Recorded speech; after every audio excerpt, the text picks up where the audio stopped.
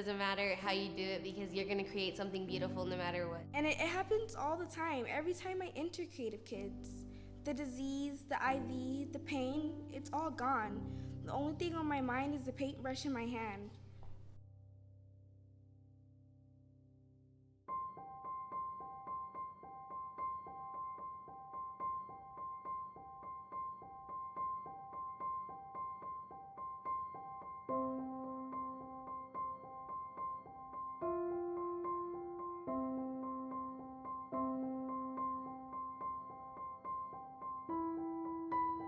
I've known the Creative Kids since November of 1999, which is when they first came here to the hospital. I had my marketing director call and said that she had a young couple that wanted to come in and teach art to the kids. Starting a nonprofit was a crazy idea for us. We didn't even know how to even begin, but slowly but surely we just put our heads together, and it was just day in and day out, just going door to door and convincing people of this idea. And a lot of people thought, this is crazy, it's not going to work. And so that actually was what propelled us and fueled us to keep going, because it was like, no, we're going to make this work. And so it's taken us 15 years, now.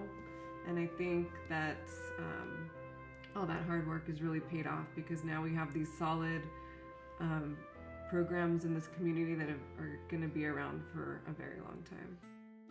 I was actually an original student of Creative Kids. So when I was 11, my mom put me into this art camp. There was a summer camp, and that was Creative Kids' first summer camp that they did.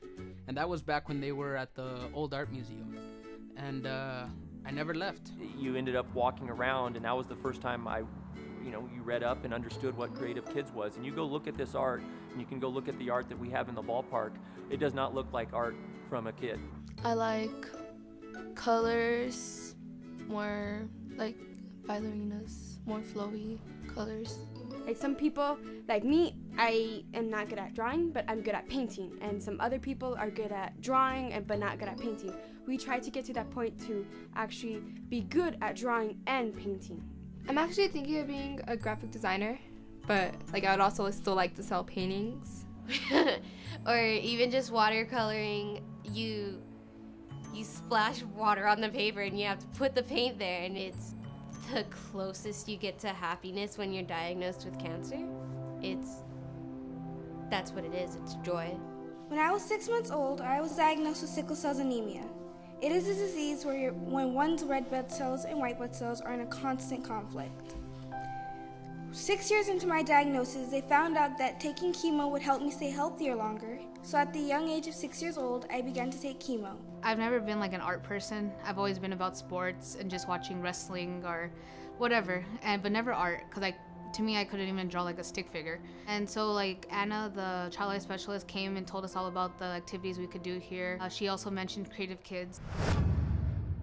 Kate iba a los cuartos y me decía, si quieres hacer algo, puedes pintar, puedes hacer lo que quieras ahí, puedes jugar un rato. One day I was like, I'll go because I like to draw and doodle, so fine. And I came and I absolutely loved it. I thought it was a great way to escape the hospital.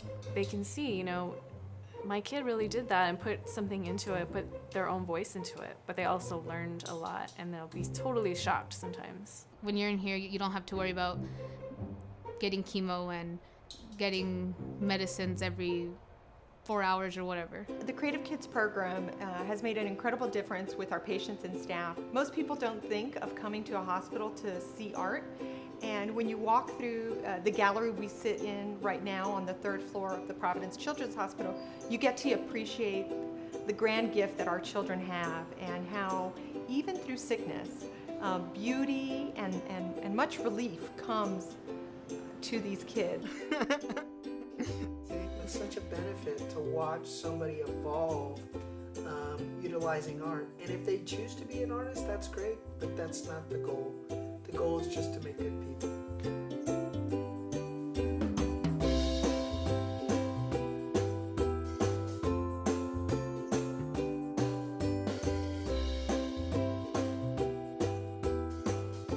I wanted to stop and take a moment to thank everybody at the Creative Kids program for creating a program that would allow kids like me a moment of bliss, ignorance, and happiness.